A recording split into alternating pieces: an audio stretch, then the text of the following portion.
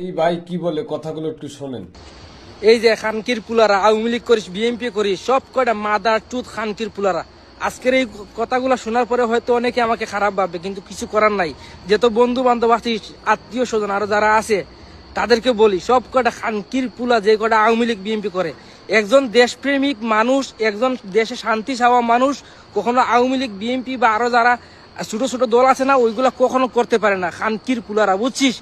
1971 সালের পরে এই দুইটা তিনটা দল সারা দেশটাকে ধ্বংস করে দিয়েছে খানকির পুলারা।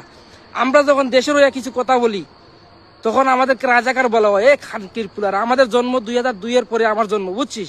আমরা যখন দেশের হয়ে ভারতের বিপক্ষে কিছু বলি তখন কি আমরা পাকিস্তানি হয়ে যাই? এই খানকির পুলারা, এই সারা পৃথিবীর মধ্যে কি শুধু বাংলাদেশে যুদ্ধ করছে, আর কেউ যুদ্ধ করে নাই? খানকির মাগির পুলারা, হ্যাঁ, এই সারা পৃথিবীতে শুধু বাংলাদেশে যুদ্ধ করছে।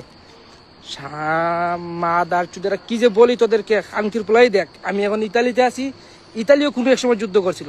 কুই ওদের তো কোনো সময় চেতনা দেখি না। ওরা কি করে? খানকির পুলারা, তোরা বাংলাদেশ শান্তি চাস, বাল শান্তি চাস, খানকির পুলারা দেশদ্রোহী। তোদের মুখে হাদিবাইর নাম মানায় না। হাদিবাই আর আবরার আরো অনেক যারা আমাদের, হয়তো আমরা তখন বুঝি না, অনেক দেশপ্রেমিক ছিল। এখন দেশে আছে অনেক দেশপ্রেমিক, হাসনাত ভাই, নাহিদ, আসিফ, আরো অনেকে আছে যারা দেশকে ভালোবাসে, দেশের জন্য কাজ করতে চায়। হাদি ভাইকে তোরা তো শেষ করে দিলি মাদার চুদেরা।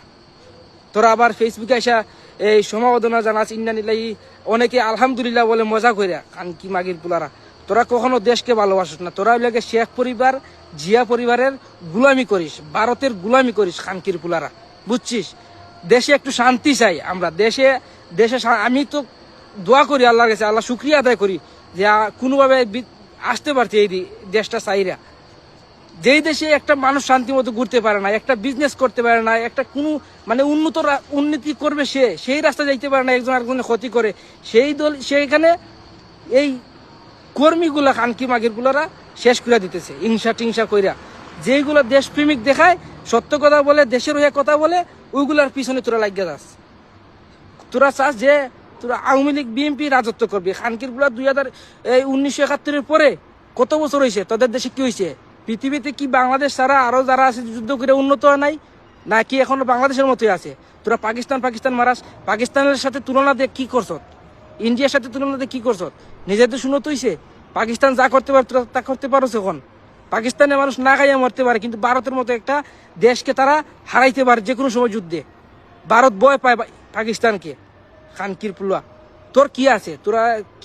তোরা এই 1971 সালে আমরা বিশ্বাস করি, কিন্তু কি হয়েছে?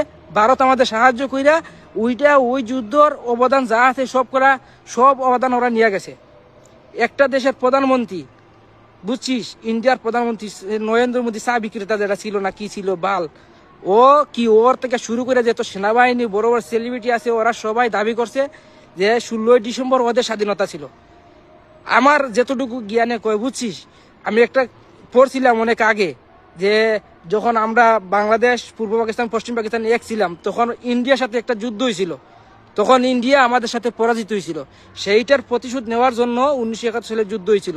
তাও একটা আমি মানি যে একটা দেশে এক সাইড অত্যাচারিত হয়েছিল, পাকিস্তান, পূর্ব পাকিস্তান, পশ্চিম পাকিস্তান, আমরা অত্যাচারিত হয়েছিলাম, ঠিক আছে? এই জন্য ইন্ডিয়া আমাদেরকে সাহায্য করছিল, আমাদেরকে বাঁচানোর জন্য না।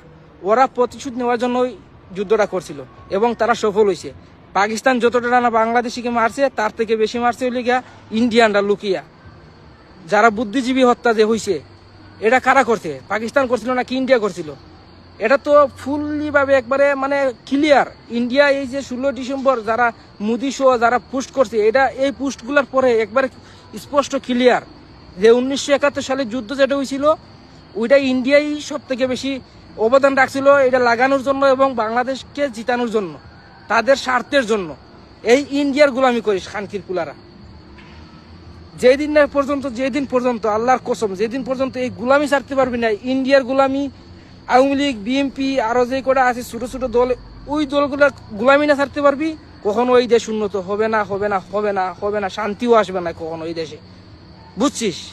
কথাগুলো তিতে হলেও কিন্তু কথাগুলো মিষ্টি লাগছে আমার কাছে। যদি ভিডিওটা ভালো লাগে অবশ্যই সবাইকে শেয়ার করে দেখার সুযোগ করে দেবেন ইনশাল্লাহ।